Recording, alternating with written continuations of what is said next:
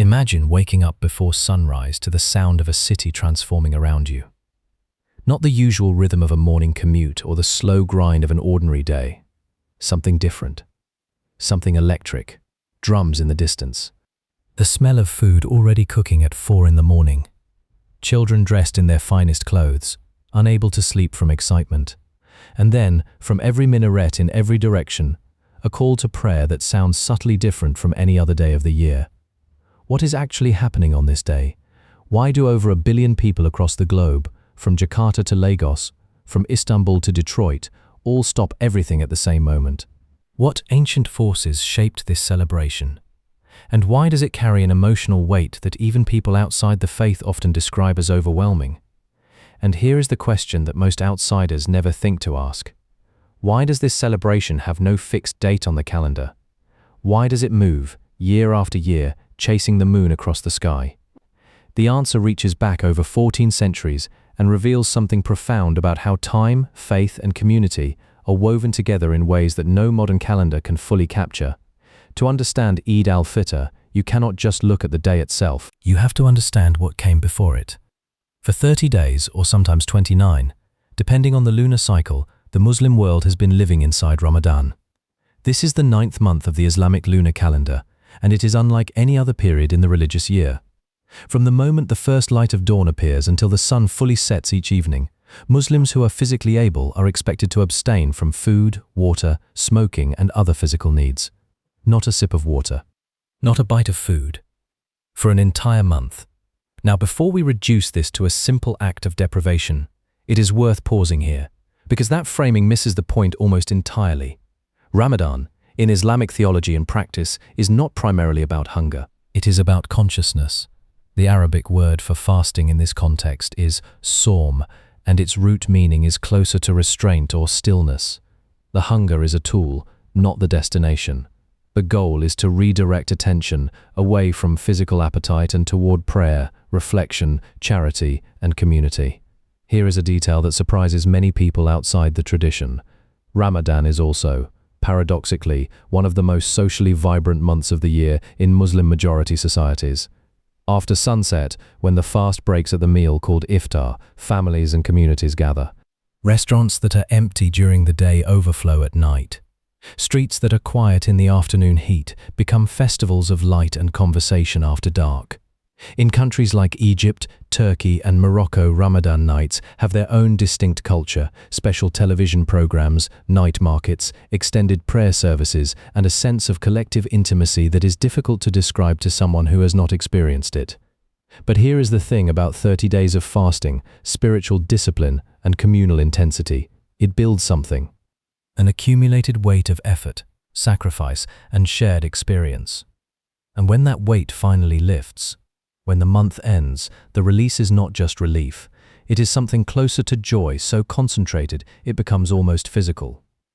That release has a name, Eid al-Fitr. The phrase itself translates roughly as the festival of breaking the fast, though the word Eid carries richer connotations than the English word festival suggests. It implies a recurring joy, a return, a celebration that comes back to you, and Fitr connects to the Arabic root for nature, for the original state of human beings, pure, open, restored. So at its linguistic core, Eid al-Fitr is the celebration of returning to your natural self after a month of deliberate restraint. Now, how does the world know when Eid has actually arrived? This is where the moon comes in, and where one of the most fascinating and occasionally contentious traditions in the Islamic world plays out every single year. The Islamic calendar is a purely lunar calendar. Each month begins with the sighting of the new crescent moon. Not a calculation, not an algorithm. An actual human being, looking at the actual sky and seeing the thin silver sliver of the new moon with their own eyes. Or in some communities, a telescope. Or in other communities, an official announcement from a religious authority. The problem, and it is a genuine, recurring, sometimes heated debate within Muslim communities globally, is that the moon does not appear at the same moment everywhere on Earth. A crescent visible in Saudi Arabia on a Tuesday evening may not be visible in the United States until Wednesday. This means that Muslim communities in different parts of the world sometimes celebrate Eid on different days. Neighbors in the same city, belonging to different mosques with different methodological approaches, may be celebrating a day apart. Historians and religious scholars have debated this question for centuries. Some argue that local moon sighting is the authentic, traditional method, honoring the direct observational relationship between human beings and the natural world. Others argue that modern astronomical calculation is more precise and should be used to unify the global Muslim community. This debate is not a fringe dispute. It is a live, ongoing conversation in Islamic jurisprudence, and it means that every year, in the days before Eid, there is a genuine suspense, a collective holding of breath across the Muslim world as communities wait to hear whether the moon has been sighted. When the announcement comes, the reaction is immediate, and it is joyful in a way that is hard to overstate. In many Muslim-majority countries, the confirmation of Eid triggers something close to a national eruption of celebration. In Egypt, people lean out of windows and shout to neighbors. In Pakistan, families begin calling relatives within minutes. In Indonesia, home to the world's largest Muslim population, with over 200 million Muslims, the announcement sets off a migration so massive that it has its own name, mudik. Tens of millions of people travel from cities back to their home villages in the days before Eid, creating one of the largest annual human migrations on the planet. Roads become impassable. Trains are booked months in advance. The entire transportation infrastructure of the country strains under the weight of people trying to get home. Why home? Because Eid al-Fitr is, at its heart, a family celebration. And the concept of family, in the context of Eid, is expansive. It includes the living and, in a very real spiritual sense, the dead. Let us walk through what actually happens on Eid morning, because the sequence of events is specific, meaningful, and ancient. The day begins before sunrise. In many communities, this means waking between 3 and 5 in the morning. The first act of the day is a ritual bath, a full-body purification called ghusl. This is not simply about hygiene. It is a deliberate act of preparation, a physical marking of transition. You are washing away the ordinary. You are making yourself ready for something significant. Then comes the question of what to wear. And here, the answer across cultures and centuries has been remarkably consistent. Your best. New clothes if possible. Clean clothes at minimum. In many families, children receive new outfits specifically for Eid, a tradition that carries enormous emotional weight for children who grow up with it. The smell of new fabric, the careful ironing, the particular shoes saved for this day. These sensory details become lifelong memories, the kind that surface decades later with unexpected force. Before leaving for prayer, there is another specific tradition, eating something sweet. This is deliberate and theologically grounded. The Prophet Muhammad, according to Hadith, the recorded sayings and practices that form a second source of guidance in Islam, would eat dates before the Eid prayer. Not a full meal, something small and sweet. The symbolism is layered. The fast is truly over, the body is being welcomed back, and sweetness is the first taste of the new day. Then comes the Eid prayer itself, and this is where the scale of the celebration becomes visually staggering. The Eid prayer is not held in a mosque. Or rather, it is not held only in a mosque. In most Muslim communities, the congregation for Eid prayer is so large that it overflows whatever building exists to contain it. Prayers are held in open fields, in public squares, in stadiums, on the streets themselves. In Cairo, the streets of entire neighborhoods are covered with prayer rugs. In Istanbul, the historic mosques fill to capacity, and the overflow crowds pray in the courtyards, then the streets beyond. In Mecca, the numbers are simply incomprehensible. The Grand Mosque and its surrounding areas hold millions of worshippers simultaneously. There is a specific route that Muslims are encouraged to take to and from the Eid prayer, a different path going than returning. This is a tradition rooted in the practice of the Prophet Muhammad, and scholars have offered various interpretations of its significance, some practical, some spiritual. One reading is that by walking different paths, you encounter more people, spread the blessing of the day more widely, and remind yourself that the community extends beyond your immediate circle. The prayer itself is relatively brief, 2 units of prayer called rak'ahs, but it is preceded by a specific number of additional proclamations of Allahu Akbar, meaning God is greater. This particular call, repeated in a specific pattern before the prayer begins, has a sound unlike any other moment in the Islamic liturgical calendar. When thousands of voices say it together in an open field at dawn, the effect on the people present is described, consistently across cultures and centuries, as something that transcends ordinary religious experience. After the prayer comes the khutbah, the sermon. On Eid, the sermon follows the prayer rather than preceding it, which is the reverse of the Friday prayer structure. The content varies by community and preacher, but common themes include gratitude, renewal, the obligations of charity, and the importance of family reconciliation.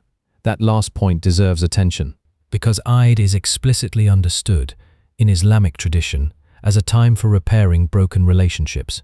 Grievances that have been held through the year are expected to be set aside. Visits are made to people with whom there has been conflict. Apologies are offered. This is not peripheral to Eid, it is central to it. The Arabic greeting exchanged on Eid, Eid Mubarak, meaning blessed Eid, or in some regions Eid Sa'id, meaning happy Eid, carries within it an implicit offer of peace. Now here is something that surprises many people learning about Eid for the first time. The celebration is not one day, it is 3. Officially, Eid al-Fitr lasts for 3 days. In practice, the intensity of celebration varies across those days, with the first day being the most significant. But the extension to 3 days is not arbitrary. It reflects an understanding that genuine celebration, the kind that restores the human spirit after a month of discipline, cannot be compressed into a single morning. You need time to visit every branch of the family, time to feed everyone who comes to your door, time to let children play until they exhaust themselves, time to sit with elderly relatives and hear their stories, time to pray together, eat together, and simply be together without the pressure of ordinary life. Across the Muslim world, those 3 days take on different flavors depending on local culture. And this is one of the most remarkable things about Eid al-Fitr. It is simultaneously one of the most unified religious observances in the world, the same prayer, the same timing, the same theological foundations, and one of the most culturally diverse. In Turkey, Eid al-Fitr is called Ramazan Bayrami, or sometimes Sika Bayrami, sugar holiday, because of the tradition of offering sweets to guests and visitors. Children go from house to house in their neighborhoods, and adults offer them candies, chocolates, or small amounts of money. The elderly receive formal visits from younger family members who kiss their hands as a sign of respect. The combination of sweetness, intergenerational connection, and the particular light of an early summer morning in Istanbul creates an atmosphere that residents describe as unlike any other day of the year. In South Asia, across Pakistan, Bangladesh, and India, Eid takes on a particular intensity around food. The preparation begins days in advance. Seviyan, a sweet vermicelli dish cooked in milk with sugar and cardamom, is so closely associated with Eid in this region that the celebration is sometimes informally called Methi Eid, sweet Eid. Families spend hours in the kitchen. The smells of slow-cooked meat, fried bread, and sweet milk fill entire neighborhoods. To visit a South Asian Muslim household on Eid morning and be turned away without eating something is practically unthinkable. The hospitality is not optional. It is an expression of the day's meaning. In West Africa, in Senegal, Mali, Guinea, and across the Sahel, Eid carries a strong communal dimension that extends beyond family into the broader neighborhood. Elaborate communal meals are prepared. Griots, the traditional oral historians and praise singers of West African culture, may perform.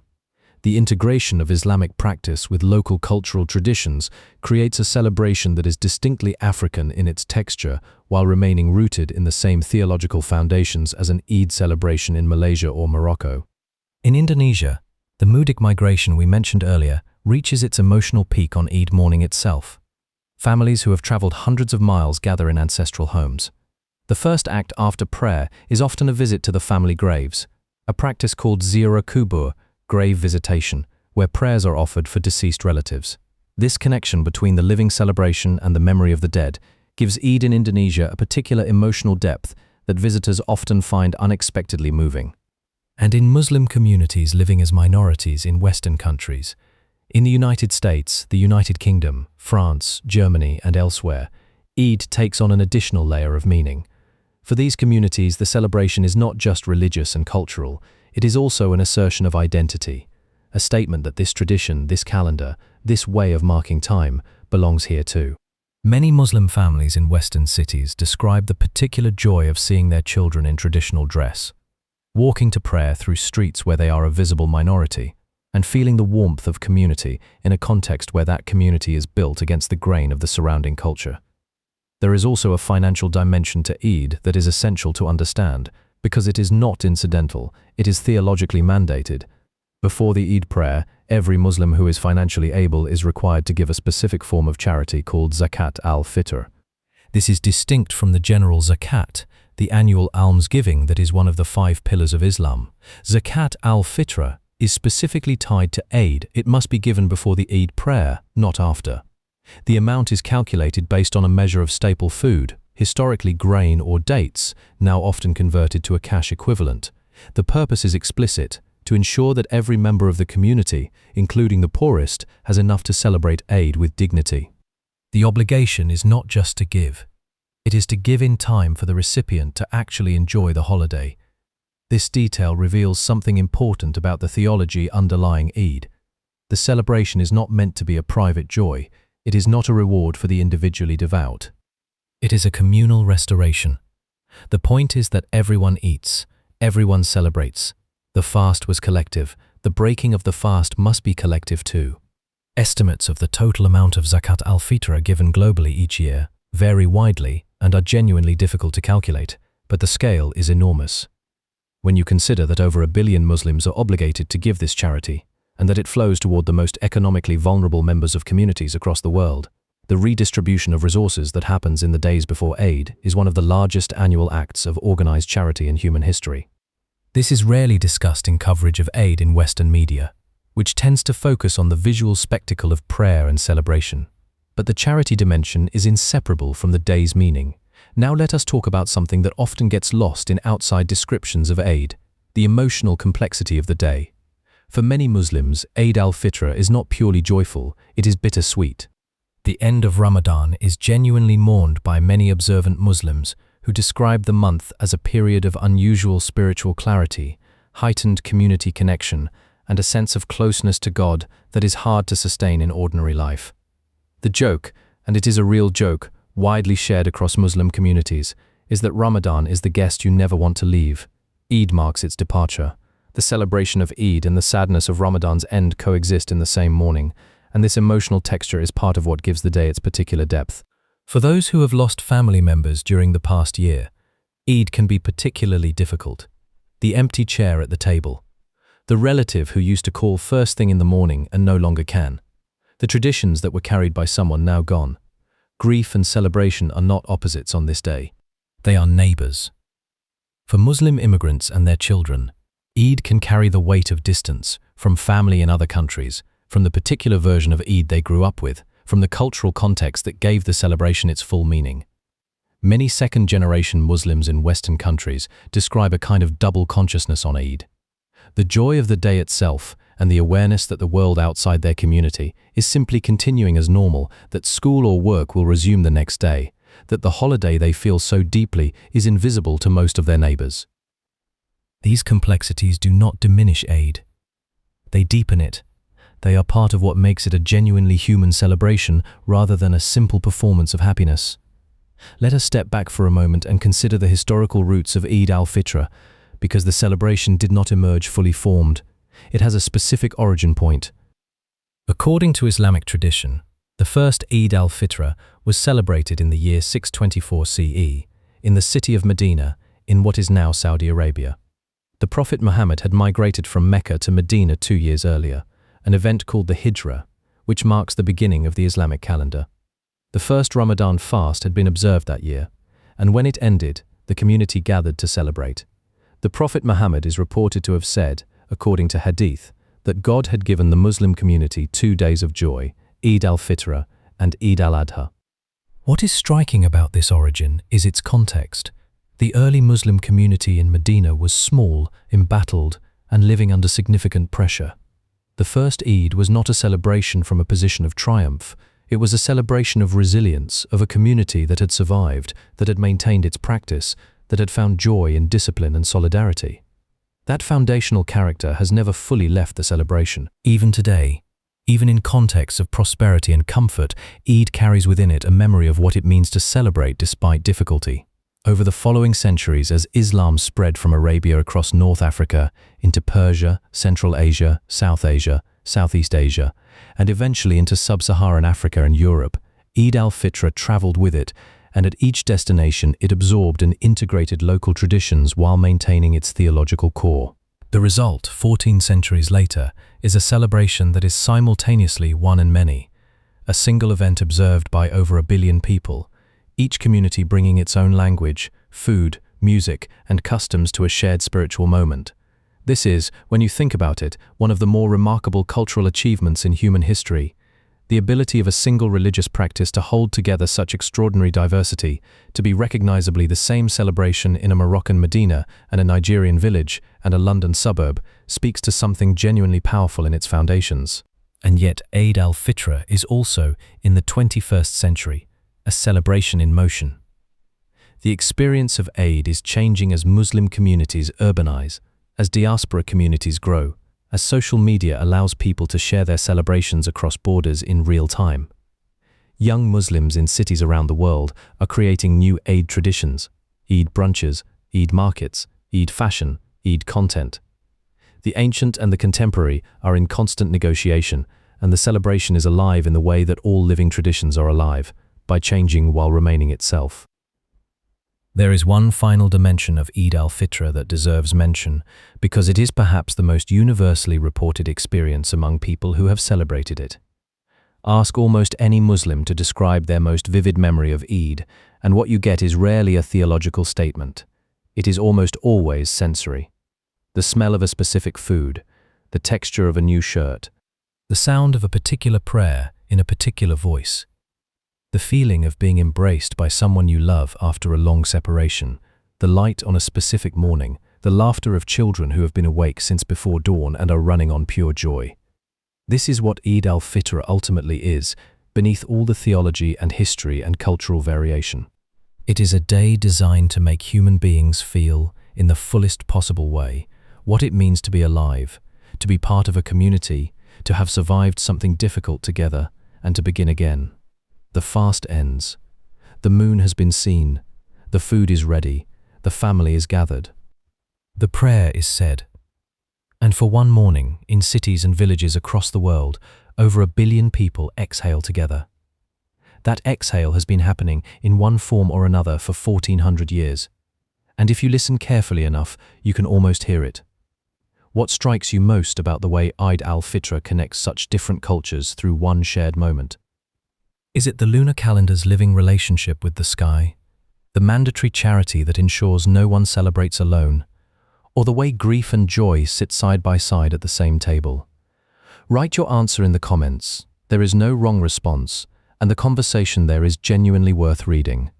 If you appreciate history and culture explained without shortcuts or oversimplification, subscribing takes 1 second, and it means these videos keep getting made.